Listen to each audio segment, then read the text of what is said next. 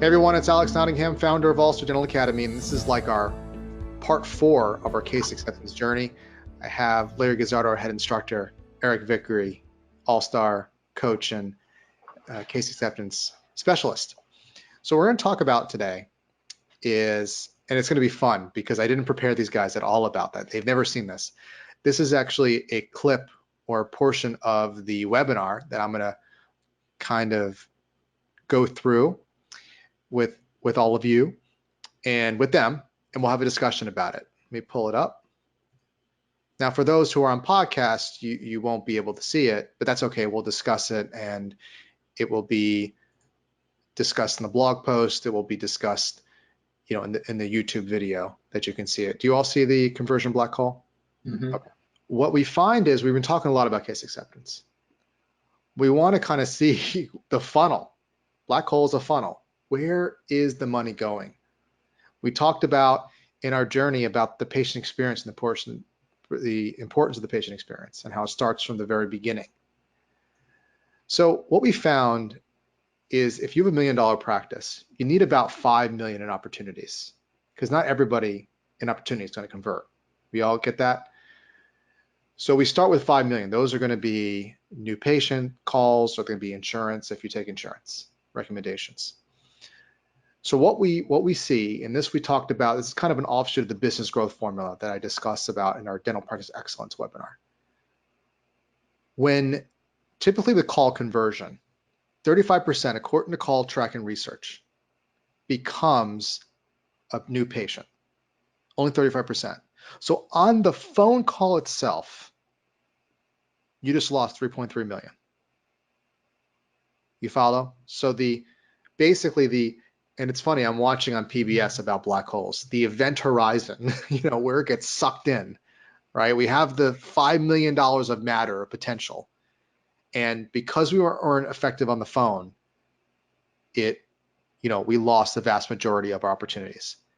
And we're training on case acceptance. We've been talking with Eric, you're a specialist.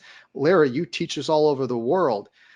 And in a moment, we'll get to something that really will set Larry off. We're not there yet, but it's important to do case acceptance. That's why we have a webinar that I'm inviting you to come to, and it's free to learn about case acceptance. But there's the elephant in the room, that understanding that the makeup is case acceptance, which is ultimately at the end of the day, why do we want case acceptance? We want it because we want to be able to make money, to live our life, to serve our community, to serve our employees, and to enjoy what we do and have that balance. I believe we can have it all. But if you want to understand the function or how things work to get to the result of patients, agreeing, you can't get case acceptance if you can't convert a phone call. Am I right? I would agree. So Yes. It starts, would it be, and again, I didn't prepare you guys, would it be wrong to say case acceptance starts on the phone? Absolutely. Yes. And wouldn't you say that if the vast majority of our losses are converting phone calls, we would want to start there? Correct. Absolutely.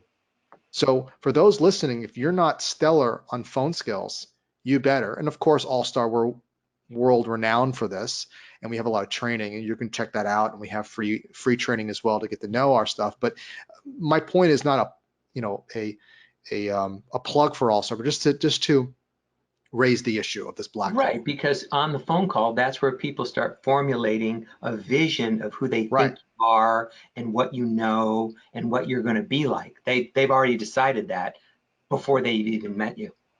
Exactly. And we were talking about rapport before. We were talking about the co-diagnosis. It begins here. So that's there. Now check this out. Now, Larry, this is one of your favorites. Broken appointments, showing up. 85% typically show up. Of those 15 that didn't in this black hole, that's another $250,000 lost in opportunities because you didn't know how to schedule properly. You're not productively scheduling. We have a SSS scheduling system, another system we teach, but they didn't show up. So you lost more money. We're not at case acceptance yet. And you just went from 5 million to 1.5. You're out, what is that? 3.5 million? Gone? Mm-hmm. Okay. Then now we get the case acceptance. case acceptance, according to most research studies, is around 60%. That's what we were talking about 60% is reality. So that's another $600,000 lost because of case acceptance. And that's what we're teaching in these podcasts, in these discussions and episodes, in the training materials, in the webinar, and the course. So we went from 5 million, crossed the event horizon of this black hole, boom, boom, boom, and we're getting squeezed down to 900,000. So about 1/5 of our opportunities, or 4/5 are gone. Was that 4/5 is 80% gone. So we start with 100%. We now have 20% of our opportunities. That's not a very good batting average, and even in baseball, right?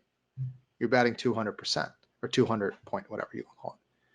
But it's worse than we think. And we talked about this in our first discussion together, is that when you go to reality, the reality is more like 30% case acceptance. Because Eric, you were talking about, we're saying yes to that one tooth, but we didn't take advantage of the whole plan. So now we're at 450 left, right? We're not even at 1 million practice. We're at the 450 practice, because that's the reality of it, what's happening.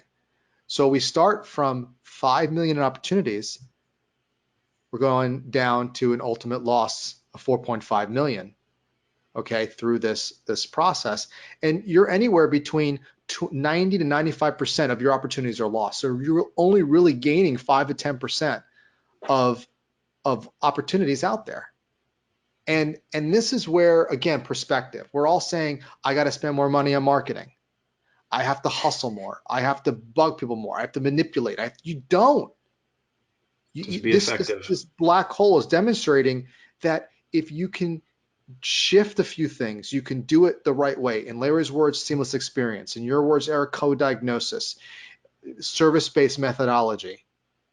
We're all trained together, not separate silos. We're all cross-trained. We're doing it little by little. We can take bigger chunks at this, that there's a lot there for us to work with. And so the kind of insight is, not just phone skills is our biggest chunk, right? So I know our topic is case acceptance, but I'm sitting here looking at this funnel, the beginning of the funnel, and I'm saying, man, because there's so many dentists I talk to that they may know their show up rate, they may know their case acceptance rate, but when I ask them, how many phone calls are you converting? They don't even know. They have no idea. And so my thesis here is, phone skills in the entire patient experience, you better get good at if you want to increase case acceptance. So I'm kind of giving y'all, and I'm still going to post a link for the webinar. This is kind of the secret, one of the secrets you're going to learn on the webinar. I'm giving you kind of a taste of it. There are more. There are 3 that I'm going to cover, but I wanted to give you a taste because I thought this is pretty powerful. I know, Eric, you have your finger up. What do you think, Eric? Did you care to comment on that? And then Larry too. No, it's so funny. Of course, I have a tracker for this, but we track new patient phone calls coming in, and I break it up in columns: non-insured, and maybe like a Delta insured or something, and how many calls we get from each, because we want to know certain marketing things that are working or not. And then, like just yesterday, working with an office in San Jose, and 21 new patient calls in the month. That's not very many, first of all. And if you're only going to get 21 calls and your goal is to see 15 new patients a month, guess what? You better have a really, really good conversion rate, and you better know how to do that. They had 13 of those patients not scheduled. We were working on that. That was something we were, what was the scenario? What was the objection? What was the reason for it? Now, I'll give them some credit, a lot of, Medi-Cal, Medicare, Medicaid type phone callers, but we talked about how to work through those too. Can we get some of those? And we're not a storefront. We don't have a bunch of foot traffic coming through. Larry, you talk about that too a lot. Yeah. We don't have hundreds and hundreds of people coming through like Walmart hoping they just pick up a little thing. Their sale per customer could be very small because they have a big volume. Right. Our sale has to be very big because we have a very low volume. That's customer service, that's relationship, that's high quality. And so every single phone call, every time that phone rings, if your perception is, it's interrupting my day, I can't do what I need to do, and that it just starts right there. You've got to pick up the phone, and the way you answer the phone has got to initiate the relationship. That is case acceptance's relationship. Yeah, and Larry, when we spoke together in Atlanta a few months ago, you were saying that you can't. This goes to broken appointments, right? And the others, you just can't. You can't make it up. You can't just, No. like Walmart. You can't just open the hours and work till midnight and on weekends and make up the money. And I think you said, like, with businesses, they can be negative all year, and we'll just a few days will be open and we'll go and Because they we'll make make a up the profit. majority of their sales during the holiday season. Right. You Right. know, we can't do what they're doing, so we got to be good at it all the time. And you can't be inefficient. And along with call conversion and the other things that you're talking about, is that you've got to give reasons for people to want to come to you. And so it does go back to training and Sure. kind of understanding, like, well, what are we good at? You know, why do people choose us? You know, are we good at crowns, veneers, implants, whatever it is? So that when somebody says, gosh, I have a toothache and I think I'm going to need a crown, we feel very comfortable saying, well, you called the right place, you know, Right. because we've got a lot of training in crowns or whatever it is. And so I know that we're going to be able to help you. You know what I mean? Like, so that training is important. People have to know, why am I calling this place? What are we good at? There's one thing that occurs to me is, I think the overarching principle, like you say, Larry, is this commitment to service, this commitment to getting to know the patient, standing out, because we have to be able to stand out to compete in general and to compete with corporate dentistry. Not that they're bad corporate dentistry. We have DSOs that are No, involved. but those people are very well trained. They're well trained, and you can no longer be complacent. You can no longer be ineffective, because corporate models are seeing dentistry. They see this black hole. They know the potential. They're like, I can do it better and get more out of the black hole than they can, and I'm going to do it and wipe you out. Yeah. And Yep. so it's important that one thing where we can compete, okay, that's different, is that we can commit, because if we're smaller practice, because it's a range. You have the private practitioner, you have certain level DSOs, all the way to really Right. corporate.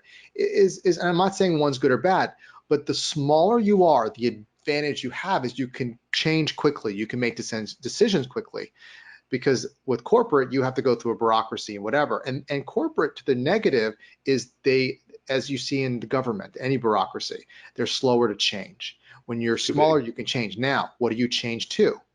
You see the potential, you see the importance of service and the importance of training. Now, what I see some of our offices do, and Eric, you do a lot of our on-site visits for offices, and one of the things that we do, and we encourage them when you come in or Larry comes in, is, and we've been marketing this, they're so proud of their training that when they're down for a day, they put a sign, we are closed for training because we're training with All Star Dental Academy. Okay, here we are. We're training to serve you. And it's a marketing, and that becomes, your training can be your marketing. You know, we're proud of training. Like Larry said, when you're calling, we train our team. Well, we're learning how to schedule so that your appointments run smoothly. Correct. And get out of here on time. So I'm saying it's for you. So I'm saying there's got to be a commitment. So you have to see the problem, right? Because we all know we're motivated more by pain than by pleasure, right? And we want both. But the situation is, we see that the problem is we're getting clobbered on, we're very ineffective, we're very inefficient, and we're looking all over the place. Because if you don't, and this goes back to what we talked about, gentlemen, we talked about if you're not on the same page with the dentist or the patient, your case acceptance is not going to work. So you have to know your own issue of your business and why it's not working and how to improve it, the numbers and where to focus on. Okay. But what Larry, you're saying beneath all of it is this commitment to train, this commitment to serve, this commitment to communicate. To communicate, because because some things that we talk about, it's not anybody's fault. It's just not natural. You know, like, it's not natural to ask a lot of questions. Sure. It's easier to say, oh, you're Medi-Cal, we don't take that, we can't help you.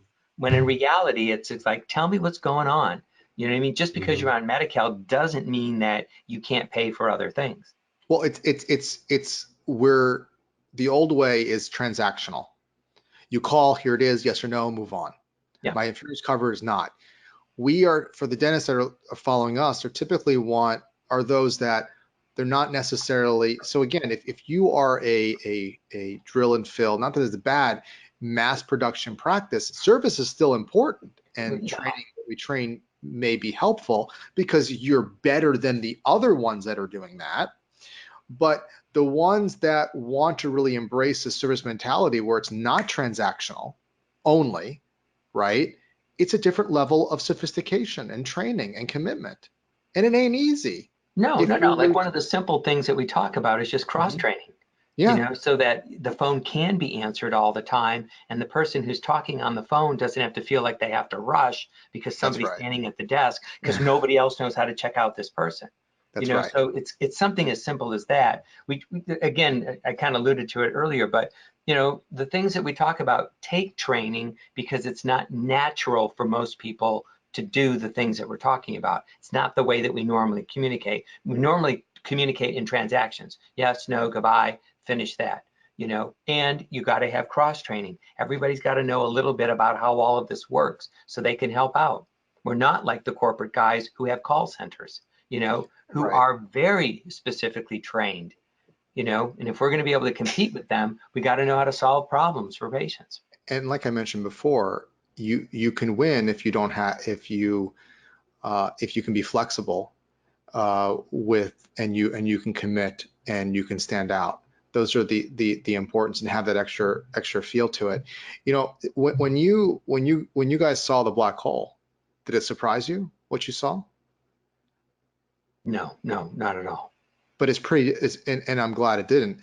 But when you see the numbers, that's a lot of When being you lay it out, it's devastated. not surprising. It's wow, that is a lot. I'm not surprised that that it's happening that way, but I am going, man, there's so much opportunity that's being missed. Yeah, I agree with you on that. The Yeah, opportunity is there. It's not for lack of opportunity. Even for the dentists who might be thinking to themselves, but I don't even get that many phone calls every month. There's an opportunity that's lost. that's That's why right. you're not getting the phone calls. Right. And I think we're working at two levels, right? We're talking to the dentist who's following us and saying, so if I put a number to it, I say, okay, you're missing X percent, right? Of your, oh, okay.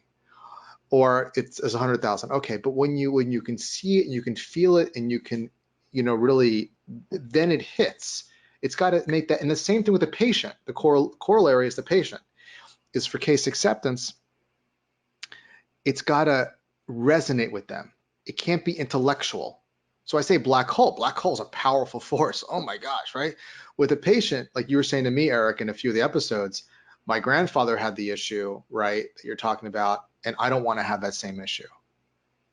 And you might say, oh, it's gonna, you're gonna lose. It's got to be relevant to me, and it's got to be we as human beings, and this is supported by a lot of the advances in neuroscience and some of the newer psychology like neurolinguistic programming and all these type of researching that is showing how we tend to interact with imagery and with emotion. Our emotions don't respond well to intellect.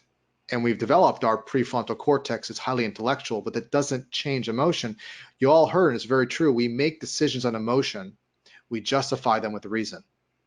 Logic or reason. So we have to be able to, with a patient, convey to the emotion that's rapport. And one of the subsidiaries of that is emotional intelligence, how to understand emotion, how to relate, not to show how much I know or how smart I am. Right. Eric was talking about the why kind of thing. It fits into all of this, emotions and all of that, because people just clearly do things for their own reasons. Intellectually, people know how to be healthier. They know how to be wealthier. They know how to be spiritually enlightened. Right. They know all this. It's a choice as to whether they're going to do it or not. Right, because we know it intellectually, but there's something emotionally that hasn't been healed or hasn't been didn't click, you know, and that's where we have to, that's why the issue of rapport training is such it's life training, because It you is, got to know because yourself and others. if a logic wasn't enough, all you'd have to do is say, hey, your tooth is cracked. Why don't we fix it? Boom. And they Right, go, exactly. no, I'm not doing that because I'm not paying for your new boat. Yeah. Because now emotion just kicked in. Right. When we ask people at the seminars, right, we ask them who just recently made a big purchase, who just bought something. And somebody will raise their hand, and they'll have bought a car or maybe a new home, or had one lady say she bought a ride-on lawnmower. And so then I'll ask that same person, they say what the item is they bought, and then I'll ask them again, well, what did you buy? And they look at you confused, like, I just told you what I bought. I bought a ride-on lawnmower. No, but what did you buy? They think about it for a moment, and that particular one said, well, I bought more time with my husband. Yeah, that's right. That's right. Because now I can mow the lawn in 5 times faster. We have a lot of lawn, and we spend the whole weekend caring for the lawn, and I don't get to see him. That makes sense. And so when you go back into dent and you think, well, I'll just demonstrate something different. There's more emotion attached to people's teeth than anything else. It's true. It's health. And so using the Alex example is when you bought scaling and root planing, what you bought was avoiding tooth loss like your grandfather did. I had a grandfather tell me he doesn't want to be called Grandpa Browntooth anymore. Oh. So when he bought his smile, what was he buying, right? The system of this is knowing that before you ever present. And that's what Larry's been conveying this whole time, is you got to build that rapport and find that out preclinical before you ever start telling them what they need to do, because you haven't earned the right to do that. You don't know what's important to them. That's powerful. And I think that's a great encompassing of what we've been, speaking to, is really making that clear connection. And you're as the dentist or the running the practice, your team members, we have to know this goes back to what you said, Eric, our why are we doing it? What is our outcome, right? And being in alignment with that. Because if I say to you all, and as we bring it all together, we're talking about a service-based approach. We're seeing what's costing. We're seeing it's amazing, and when I say these things that are difficult, and so much opportunity there, I look at it as opportunity of growth. But when you bring it all together, you have to come from that place. You can't say, I'm going to train with All-Star, do something with them, and I'm going to do a service-based approach. But if you don't have it in your heart, if you're not in line with it, people it will ain't going to you work out right away that you're not sincere. You have to be sincere. It's like scripting. Yeah. So Larry, let me give you the last word on just kind of bring this all together. Your thoughts on, being great on case acceptance. Well, I think to be great on case acceptance is you've got to understand what the patient wants, and you have to understand how healthy do they want to be. Because all I can say to you is if you put something in front of them that doesn't help them solve the problem they think they have, they are not going to accept it. And if they do, they'll just call up later and not show up or bring the checkbook or something like that. So we put a whole process together to help you get to this point and to make it easy to get to this point. It doesn't take a lot of rocket scientists and analysis or anything like that. But hey, my black hole was near rocket science there. That was rocket science, but it was a good illustration of how much stuff we're losing. Like, everybody thinks the world doesn't have enough for them, and I agree with you. The world is very, very abundant, and so really it's the opportunity that we're missing, and it's because we didn't have cross training, or we didn't train the staff on how to communicate with patients. Not that they don't know how to talk or be friendly, but we're talking about communication that results in appointments and people coming in for their appointments and paying their bill and telling their friends about the practice. We're talking about that kind of communication. And actually, I'll post 2 links here. One, and many of you should already have seen it, which is Dental Practice Excellence, where it's one of our training webinars where we talk about phone skills and broken appointments. That's tremendous, and that speaks to the black hole issue. The findings we find, and of course, as what we were talking about, the newer case acceptance webinar, we'll have both those links So man, you guys have some great training. We got some of the best in the industry here with Eric Vickery and Larry Guzzardo, and some wonderful, wonderful resources to have. So I mean, and this is where we come from, a passion that we want to provide for anybody to get, training. That we provide a lot of free training, so at least you have no excuses. You can have it. Now, of course, there's nothing, nothing like going to a deeper level with the real reality of training, but at least you have something and you're able to connect to it. So and we're also grateful that we can share this with you. And because I was telling my wife the other day, just how, and it's amazing what we're able to do. Not only do we help you all with case acceptance, but all the thousands and thousands of patients that get to be treated and treated well. But even what Eric was saying, when we quote sell them or offer them one tooth, when they could have had the entire mouth, not just that it's better financially, but they may have missed out on the opportunity to get their dreams met. To solve their problem. To solve their problem. And here's the other thing. I want to leave you all with this. There are two spectrums. There's a spectrum of overselling, which we focus so much on when we're coming from greed. But there's also the side of under offering, where we're so afraid to quote sell. We're so afraid to give them the possibilities that we are doing them a disservice. When this is a great quote from Jay Abraham: if you believe what you believe to help others, you have a moral obligation to provide them. If you can help them, you have to get over your fear of failure and all this, the fear of rejection, and you have to do it with love and compassion of what's best for them. If it's one tooth, it's one tooth. If it's the entire mouth, whatever it is, that's your obligation. Anything less would not be serving you or them. All right, thank you everybody, and until we meet again, we'll do this again sometime. Thank you all for coming. I'm sure we'll Eric, thank you for making the time. Larry, we always get to see you. I'm going to have Larry back, some more Larry, lots of Larry, of course. We'll always love to hear from Larry. It's nice having Eric here. It really is. Yeah, thank you, Eric. All right, so until next time, go out there and be an all-star.